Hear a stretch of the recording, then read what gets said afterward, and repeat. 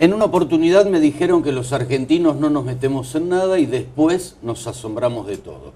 Dejando de lado esta premisa, si le queremos llamar de alguna manera, uno se pregunta, ¿no? ¿Qué rol le adjudicará la historia a este momento en nuestro país? ¿Qué rol? O sea, ¿en qué lugar lo va a ubicar? Norberto Galacio, gracias por haber venido. ¿Qué tal? ¿Cómo le va? ¿Dónde nos ubicará la historia? Bueno, yo creo que le van a dar mucha importancia a este periodo, especialmente desde la crisis del 2000-2001 a lo que estamos viviendo. Es decir, una década donde ha habido cambios muy importantes. ¿Por qué, Norberto, el arte de combatir alegremente? Es una frase de Jauretche, por eso en la tapa del libro está entre comillas, porque Jauretche en determinado momento sostiene que los pueblos tristes nunca progresan y nunca alcanzan sus conquistas ni sus proyectos. Los pueblos tienen que avanzar con alegría. Y entonces hay que combatir, dice él, combatir en el sentido de polemizar, ¿no? Refutar a las minorías del mundo que ellas pretenden sostener como una cosa antigua e injusta, y hacerlo alegremente. Él tenía una gran capacidad para la ironía filosa, ¿no? Esa forma tan peculiar que tenía Jauretche del diálogo así campechano, criollo y por momentos bastante irritativo para el enemigo, ¿no es cierto? Yo, por ejemplo, recuerdo que una vez que el almirante Rojas dijo que él había estado mucho tiempo en resistencia frente al gobierno de Perón, cosa que no era cierta porque hasta el 16 de junio del 55 había sido leal incluso, Jauretche le contesta con una frasecita nada más, no sabía que había vivido en el Chaco. Bueno, ese tipo de cosas... Irónico. Sí, sí. A veces son importantes porque, por un lado, cuando uno habla ante un público, en una disertación, es una forma de quebrar también, de relajar un poco la atención del público sobre una cuestión ideológica, ¿no? Con alguna anécdota o alguna referencia de este tipo, ¿no? Entonces, ¿se lo interpreta bien a Jauretche hoy en día? yo creo que él ha dejado muchos discípulos sueltos en distintos lugares del país, y este planteo central de él de analizar las cuestiones nuestras desde aquí, ver el mundo desde aquí, como decía él, eso ha hecho camino, eso se ha internalizado en muchos especialmente en los sectores populares, más que digamos en las minorías intelectuales que a veces están absorbidas por lo que pasa en el mundo ajeno, ¿no? Y bueno, él lo decía con cosas elementales, ¿no es cierto? Si uno en un país uno dice que el 12 de octubre es el descubrimiento de América y uno es americano, es porque está viendo el acontecimiento de la conquista, lo está viendo desde Europa. Para Europa sí es el descubrimiento de América, pero para los americanos no pueden descubrirse a sí mismos, ¿no es cierto? Seguro. Entonces este tipo de cosas a los pibes especialmente les llega como un pensamiento que no pretende ser académico, sino que pretende decir la verdad de la manera más sencilla posible, y si a veces se consigue con cierta ironía o cierta sonrisa que pueda relajarse en medio de las disputas y los conflictos y las discusiones, ¿no? Seguro. ¿Se combate alegremente hoy? Y a veces sí, a veces no. A veces se producen reacciones un poco. El cacerolazo último que se hizo en Plaza de Mayo fue una expresión de agresividad total, ¿no es cierto? Diciéndole, Néstor, llévatela a Cristina, como diciendo que se muera, ¿no? Una cosa así. Muchos carteles muy agresivos, ¿no? En cambio, bueno, los que tratamos de sostener una verdad y que esta verdad pueda contrarrestar bien las falsedades que se emiten por allí, tratamos de, en lo posible, de seguir hacer algo así como una síntesis entre lo que hacía Hernández Arregui, que era un intelectual muy sólido, muy riguroso, con mucho conocimiento de literatura, de filosofía mundial, y lo que hacía Jauretche, que era la cosa de la mesa de café, ¿no? Donde, qué sé yo aprendí, por ejemplo, acerca de la libertad de prensa en el café de mi casa, en la época de la Resistencia. Yo no estaba en la Resistencia, pero yo tenía 15 años. Pero en el café se ponía a discutir un tío mío, amigo mío, con un opositor. Y cuando el opositor da todos los argumentos antiperonistas que eran comunes en aquella época, le dice: che, pero usted miente como un diario. Y eso me quedó a mí, porque es una forma de poner en cuestionamiento la libertad de prensa, ¿no? Es decir, el diario es el que tiene, el dueño del diario es el que tiene libertad de prensa, generalmente, ¿no? No el periodista, porque el periodista tiene que seguir la línea que le marca el diario. Y además no cualquiera puede tener un diario, ni tener la capacidad para tener una máquina periodística a su servicio, ¿no es cierto?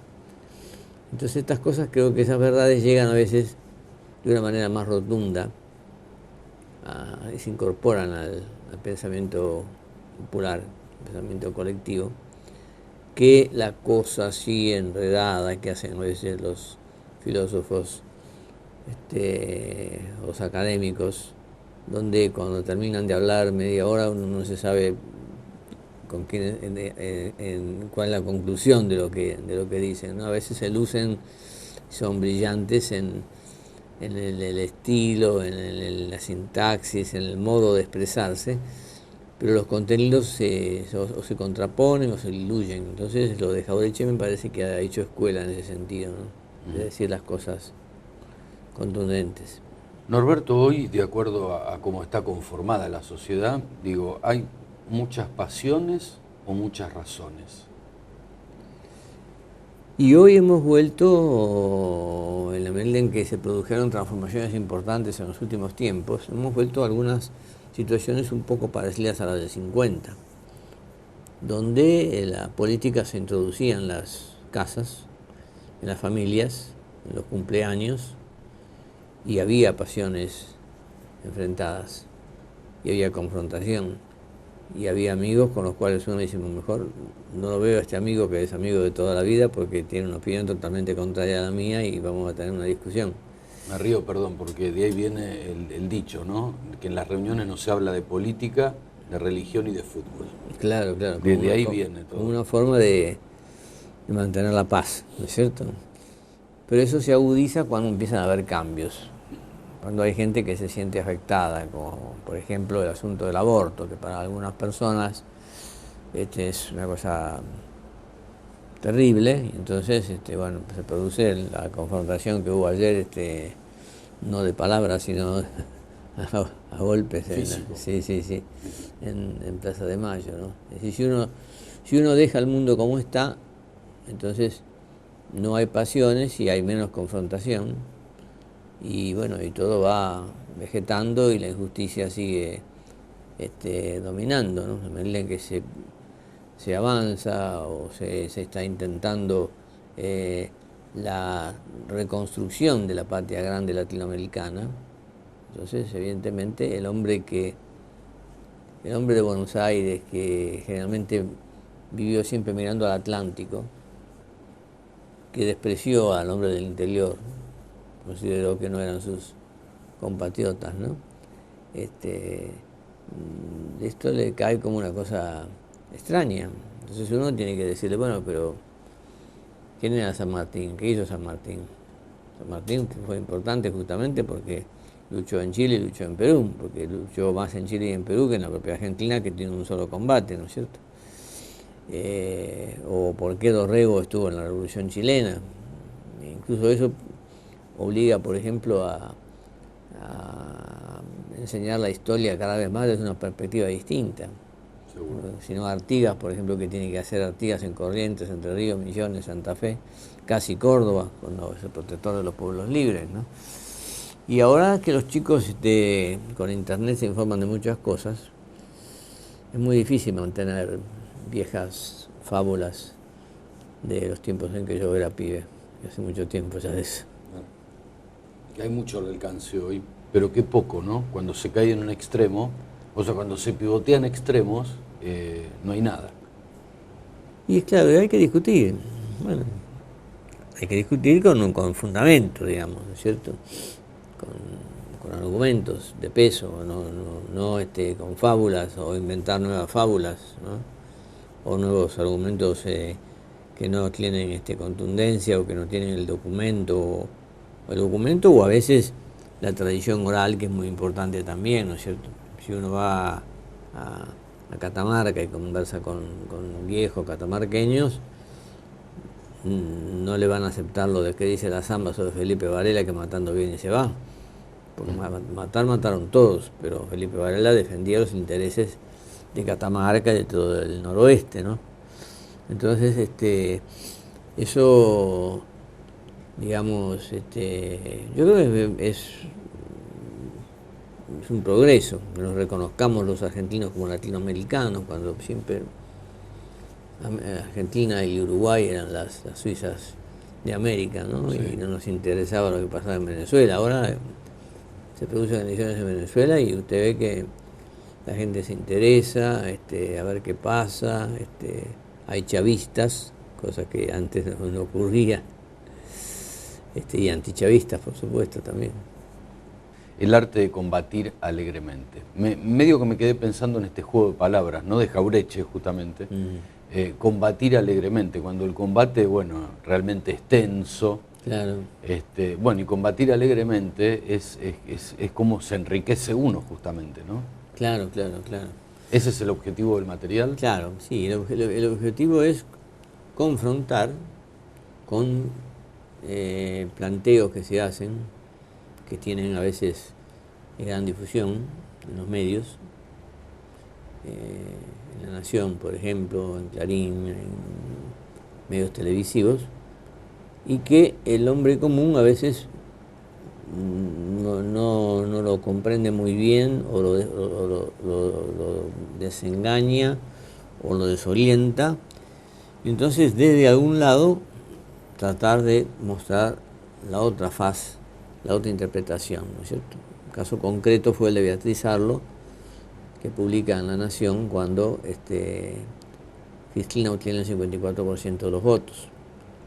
Y una persona tan inteligente como Beatriz Arlo, que tiene toda una historia de estudios aquí en el extranjero, sin embargo, llevada por su pasión política, llega a sostener que fue una especie de escenario creado por una viuda que aprovechó la muerte del marido para vestirse de negro, pálida, y entonces provocar una situación de simpatía de parte de la gente.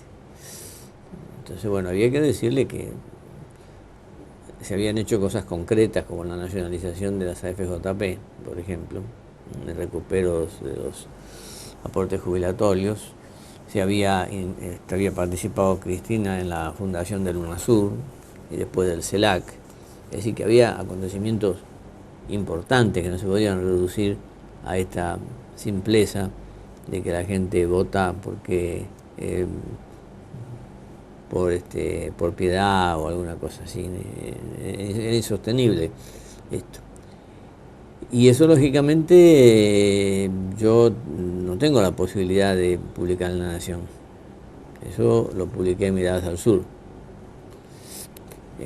Generalmente mi vida en ese sentido es una contradicción, porque yo he dirigido varios periódicos de vida muy breve, azarosa, por falta de recursos, es decir, En Lucha, Que Hacer para la Liberación. Ahora estoy dirigiendo Señales Populares, que milagrosamente tiene 3 años con un tiraje de pocos miles de ejemplares, y que no sin difusión en los kioscos todavía.